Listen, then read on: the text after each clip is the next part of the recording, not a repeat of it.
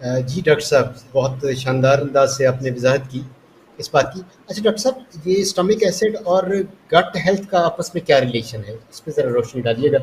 اس کے بعد ہم سوالات شامل کریں گے. ابھی تک کوئی سوال ہمارے سامنے نہیں آیا. البتہ دعائیں بہت ساری آپ کے لیے ضرور آئی ہیں.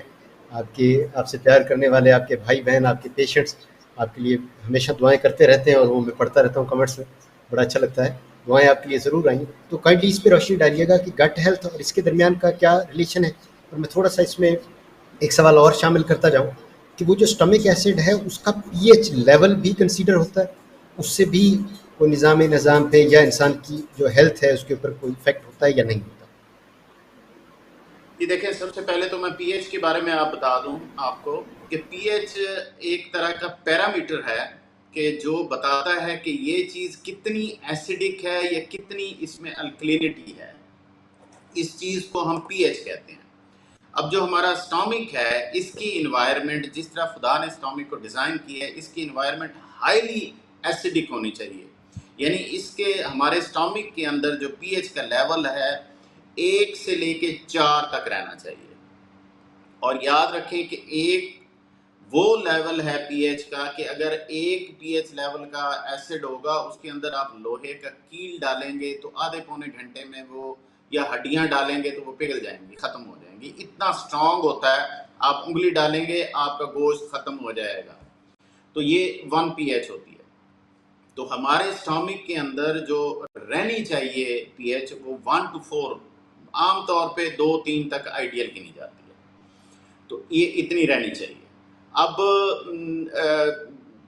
یہ تو آپ کے سوال کا جواب ہو گیا کہ کتنی پی ایچ رہنی چاہیے. اب دوسرا آپ نے کویشچن یہ کیا تھا کہ گٹ ہیلتھ اور اسٹامک ایسڈ کا کیا تعلق ہے.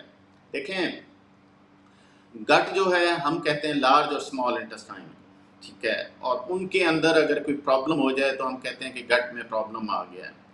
اب گٹ کا اسٹامک ایسڈ سے کیا تعلق ہے؟ مثلاً آج ہی ابھی تھوڑی دیر پہلے پروگرام شروع ہونے سے پہلے مجھے فون آ گیا ایک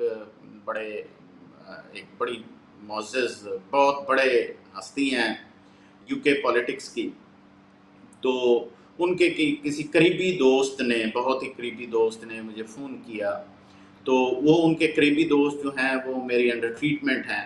تو انہوں نے کہا کہ وہ جو پولیٹیشین ہیں ان کو سرٹن ہیلتھ ایشو آ رہے ہیں اور وہ گٹ سے ریلیٹڈ ہیں. تو میں نے ان کو کہا کہ میں اس طرح سے ان کو کوئی بھی ٹریٹمنٹ ریکمنڈ نہیں کر سکتا. میں ان سے بات کروں گا. ابھی میرا پروگرام شروع ہو رہا ہے، پروگرام کے بعد میں کوشش کروں گا کہ ان سے ڈائریکٹ بات کروں. اور جو انہوں نے ہیلتھ ایشو بتایا تھے وہ ڈائریکٹلی کنیکٹڈ تھے، جب میں نے ان سے بات کی، وہ اسٹامک ایسڈ سیکریشن کے ساتھ. دیکھیں، جب ہم کوئی بھی کھانا کھاتے ہیں اور وہ کھانا ہمارے جب اسٹامک میں جاتا ہے تو ایسڈ اس کے ساتھ مکس ہوتا ہے، اور وہ ایسڈ گھنٹے، 1.5-2 گھنٹے ہمارا اسٹامک ایک مسکولر اوون کے طور پر مکس کر رہا ہوتا ہے. کھانے کے اندر سکویز ہو رہا ہوتا ہے، کھانا اس کے اندر چرن ہو رہا ہوتا ہے، مکس ہو رہا ہوتا ہے، اور ایسڈ اس کھانے کو گلا رہا ہوتا ہے، پگھلا رہا ہوتا ہے.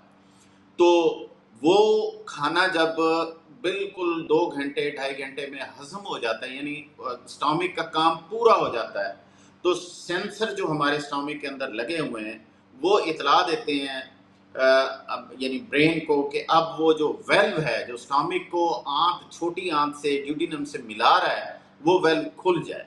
اور وہ ویلو کھل جاتا ہے اور کھانا جو ہے وہ ہماری چھوٹی آنت میں جانا شروع ہو جاتا ہے.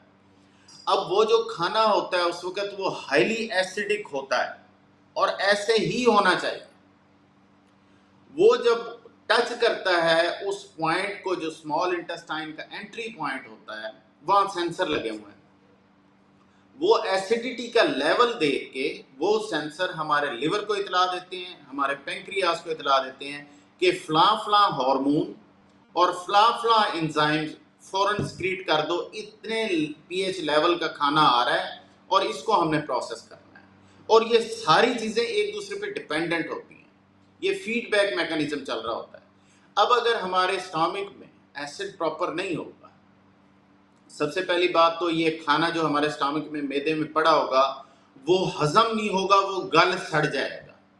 ٹھیک ہے نا؟ جیسے ایک آپ گرم سی جگہ میں کوئی بھی آپ ایک سیمی لیکوڈ رکھیں تو وہ گلنا شروع ہو جاتا ہے.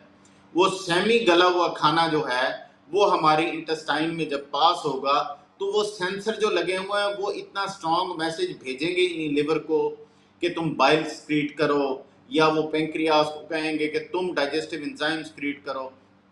تو لیور اور پینکریاس جو ہیں وہ اپنا کام نہیں کر سکیں گے، اور وہ ضروری ہوتی ہیں دونوں چیزیں کھانے کو ہضم کرنے کے لیے. اور یہ بھی یاد رکھیں کہ اگر بائل سکریٹ نہیں ہوگی آپ کو کانسٹیپیشن ہو سکتی ہے، ٹھیک ہے نا. تو سٹامک کا رول جو ہے وہ انتہائی بنیادی ہے، اور بدقسمتی سے ہم نے اس کو اگنور کر دیا سٹامک ایسڈ کو. ہم نے پچھلے 50 سال میں ہر میڈیکل ریسرچ اس ایشو پہ کی ہے کہ ایسڈ کو ختم کس طرح کرنا ہے جسم سے. یہ بڑی ظلم کی چیز ہے جو ہم نے کی ہے، اور اس کے رزلٹ ہمارے سامنے آ رہے ہیں.